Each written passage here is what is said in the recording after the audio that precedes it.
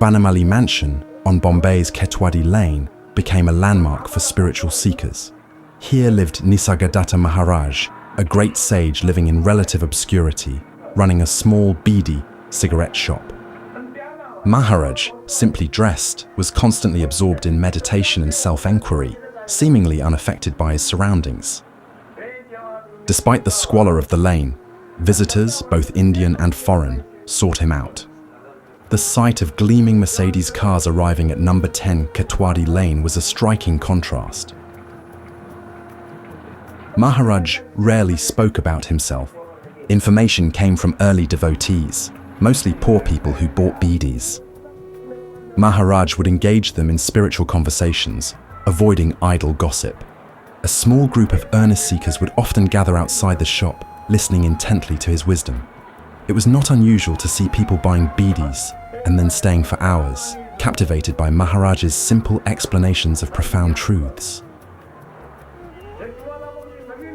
Maharaj was born Maruti in April 17, 1897, coinciding with Hanuman Jayanti. His childhood was spent in Kandalgaon, a village near Bombay. His father had moved there during a plague.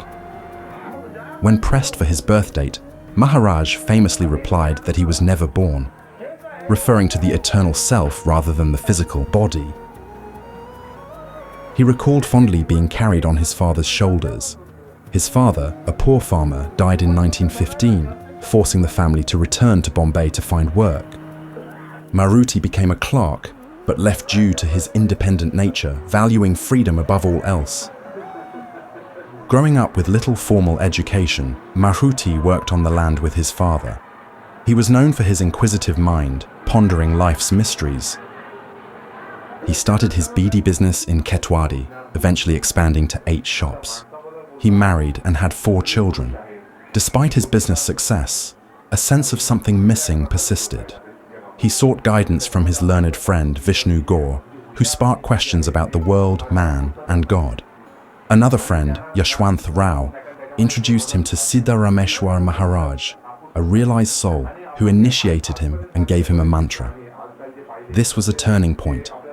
Maruti became devoted to Siddharameshwar Maharaj until his guru's death in 1936. The following year, Maruti abandoned his family and business, wandering and visiting religious places. He even journeyed to the Himalayas. There, a fellow disciple advised him to return home and live as a householder, serving the poor. Maruti returned to Bombay, finding only one of his shops remaining. Undeterred, he accepted this. When his son could manage the shop, he retired to his small loft room, which became his ashram until his passing in 1981. He consistently refused offers of luxurious accommodation, preferring his simple dwelling in the lane. Maharaj's daily routine began at 4 a.m.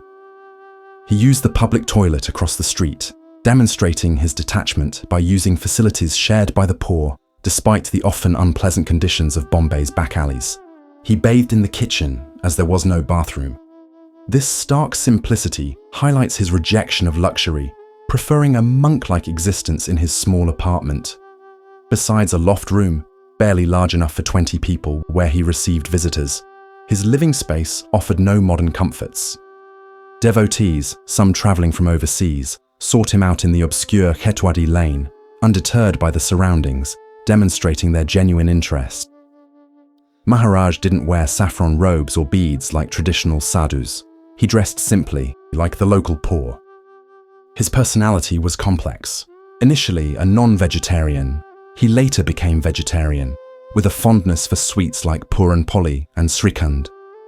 His neighbors were reluctant to discuss his early life, and Maharaj himself rarely spoke of his personal history. He notably stated, "I consider myself as a male human being who got married and had children, then met my guru, and after this initiation I came to know I was absolute reality, Brahman." Maharaj was highly disciplined and punctual. His day began at 4 a.m, with ablutions followed by Kakada Arthi, morning worship, before his guru's photo. Alone in the loft, his devotion was so intense that he would enter a trance, regaining consciousness only an hour later. At 5 a.m, While his household still slept, he would open his beedi shop, selling beedis, betel nut, and lottery tickets. His son would later take over, allowing Maharaj to return to the loft.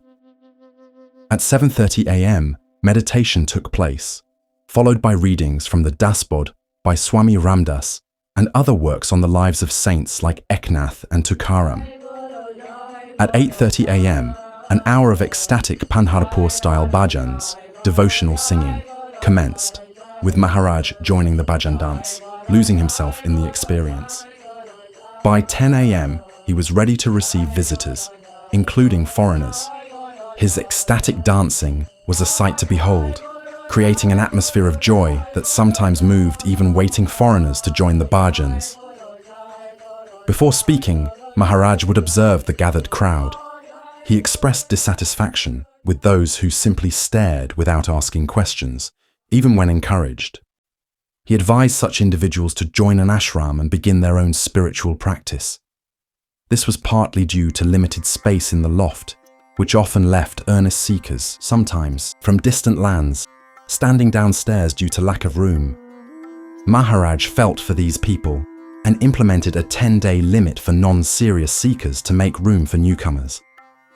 Though the loft was often packed, Maharaj spoke with vigor, apologizing for the limited space.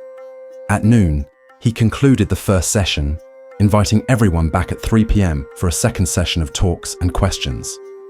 Maharaj's Marathi talks were translated into English and often recorded. Books based on his answers were produced. It is generally felt that Maharaj's teachings are best appreciated in their original Marathi, possessing a unique beauty. Maharaj didn't offer advice on material matters, but provided solace to troubled souls genuinely interested in spiritual matters. He didn't favor any particular religion, stating he wished to present a spiritual mirror for people to see their true selves.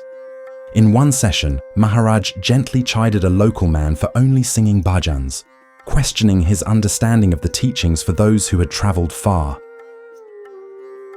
Maharaj's teachings on beingness can be complex, requiring careful study of his thinking and approach to life. Regarding the vital breath, prana, when asked if it existed in flowers, Maharaj replied, "Not only in flowers, but even in their color and fragrance. It is everywhere." He emphasized aspiring for a desireless state, rather than bargaining with God through penance or repetition of sacred words, japa. He called this desireless state Purna Brahmam, Paramatmam, and Parameshwara. Explaining that you are not the body nor the mind, he quoted Guru Nanak, "O mind, what are you searching inside and outside? It is one only. Once the earthen pot bearing the name Nanak is broken, where then is the inside and outside? It is only I prevailing everywhere." Guru Nanak further stated that the sense of I amness is like fragrance in a flower or an image in a mirror, advising to give up identification with the body and abide in this I amness for liberation. Maharaj taught, the self has being independent of mind and body. It is being awareness bliss. Awareness of being is bliss. One must merge back into self. He advised going to the seed, the source, rather than getting entangled in branches and leaves. True happiness, he said, isn't found in fleeting things, but within the self. He urged people to be alone, even in a crowd, abiding in their own self, taking care of the body as the house of God. Since the mind naturally wanders, the focus should be shifted beyond it, to the thought, I am. With patience, the mind will quiet and things will happen spontaneously. He emphasized that one is the self, here and now, advising to stand aware and unconcerned, watching events come and go. He noted that people came wanting something, perhaps knowledge, but still wanting. He questioned why they kept coming if they had truly understood his teachings. He stated that one can find what is lost, but not what was never lost. The search itself implies a belief in loss.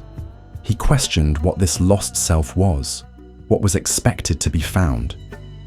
He described the subject as elusive, the listener illusory, yet no one believes they don't exist. He acknowledged welcoming people, but recognized there was neither speaker nor listener. He questioned why no one could honestly deny their existence, as they know they are present, are that intuitive sense of presence.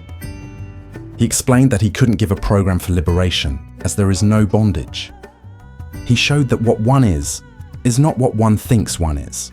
He affirmed he was not and will not be a body. He too was under the illusion of birth, but his guru showed him that birth and death are mere ideas. Now knowing he is not a body, its presence or absence makes no difference. The body-mind is like a room, there but not requiring constant habitation. Until one frees oneself from false identifications and delusions, one cannot face the truth within. Awakening is awakening from the living dream. A self-realized guru points to the Satguru within, always present. Direct experience of self is inexpressible. Images are built and destroyed by words. One enters this state through verbal thinking and must exit the same way. What is attained can be lost, but true peace never lost remains. Instead of searching for what is lacking, one should find what was never lost, that which exists before and after everything, beyond birth and death, that immovable state, unaffected by body or mind. Information gathered from Dr. Rashenkar reveals some lesser-known facts about Maharaj's life. Despite limited formal education in his early childhood, Maruti blossomed into a great sage. Maharaj attributed this to the grace of Siddharameshwar Maharaj. As a child, Maruti worked on his father's farm, assisting with ploughing and preparing the land.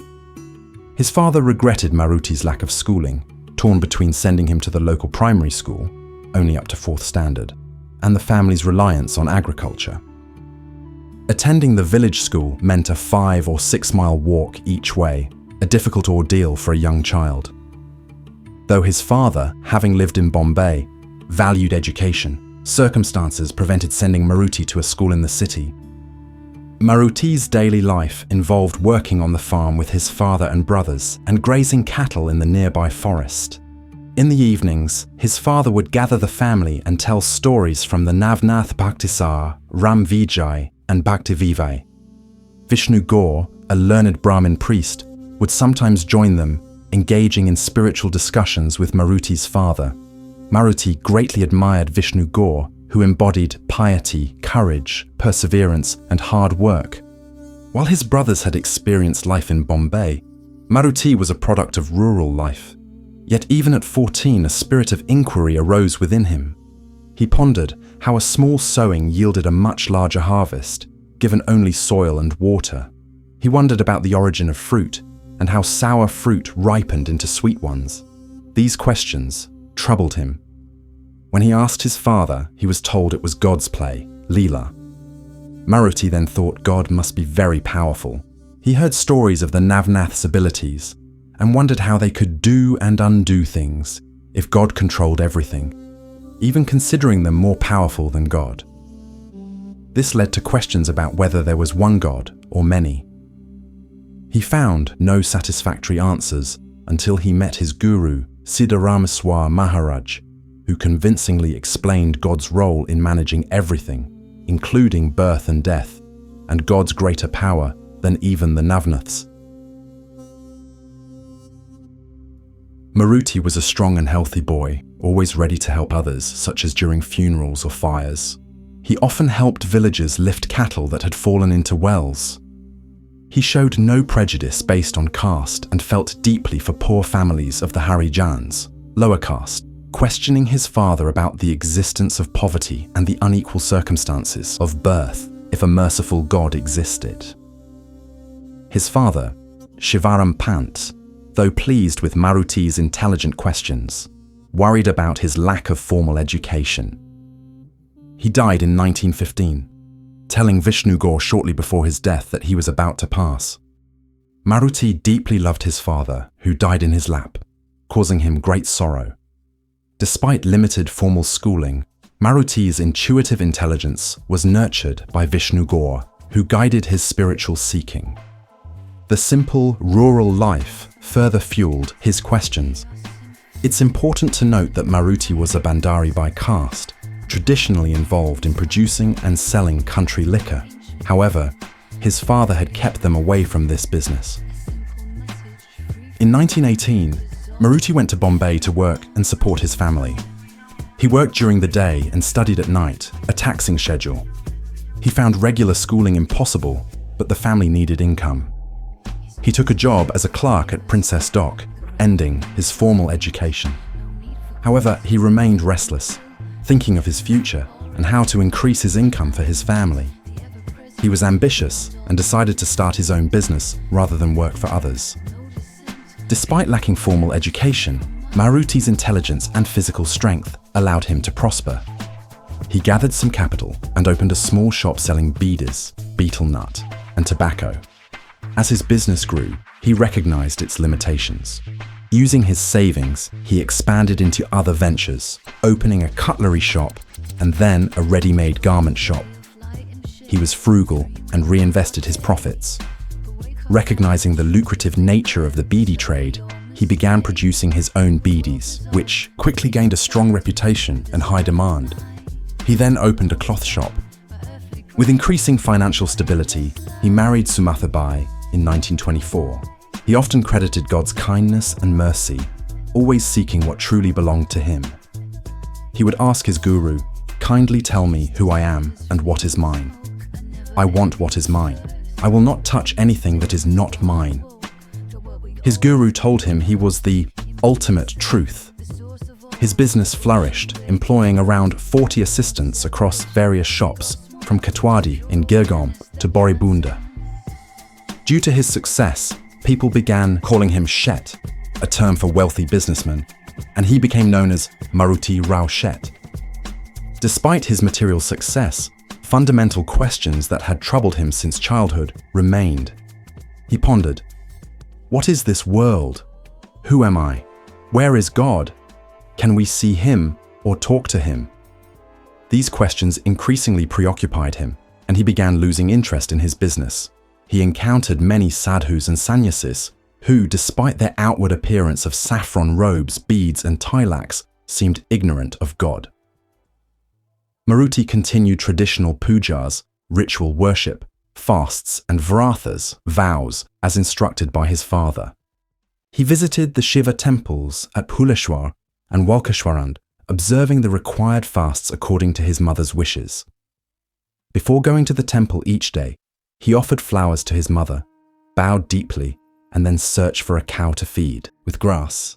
His favorite deities were Panduranga of Pandharpur and the Saint Dhyaneshwar of Alandi. He recited the Venkateswara stotra every morning, standing on one leg as a form of penance. Although born into a non-vegetarian family, he had become a strict vegetarian. Despite these practices, Maruti felt no spiritual progress, finding only temporary satisfaction in the rituals.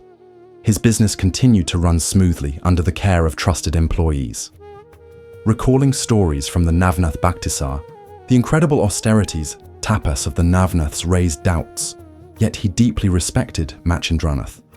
He sought out sadhus knowledgeable in these practices, regularly inviting them to his home, offering them baths, puja, food and money, hoping they could show him the path to God.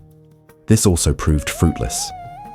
He then turned to Hatha Yoga, learning from a Hatha yogi named Athavla in Girgaon. He practiced on the loft of his residence, focusing on pranayama, breath control, and kumbhaka, breath retention. The kumbhaka practice caused his body to swell, but his hope that it would awaken his kundalini energy and bring him siddhis, supernatural powers, did not materialize. Finally, he resolved to stop seeking God through others and determined to find and speak to God himself. Maruti Shet's friend, Yashwant Rao Bagkar, a devout man, regularly visited Sri Satguru Siddharameshwar Maharaj in Karnataka, a saint of the Nath Sampradaya, whenever he stayed in Bombay. Siddharameshwar Maharaj was a disciple of Shripal Sahib Maharaj Umadikar. Bagkar attended the bhajans and discourses and was eventually initiated by his guru. Bhagkar shared the essence of the discourses with Maruti Shet, inviting him to attend. By this time, Maruti Shet's outlook had shifted, and he was now known as Nisargadatta. He had read about various Maharashtrian saints who preached Prem Bhakti, devotion, like Gajanan Maharaj, Akalkot Swami Maharaj, Gondavalekha Maharaj, and Sai Baba of Shirdi, whom he respected.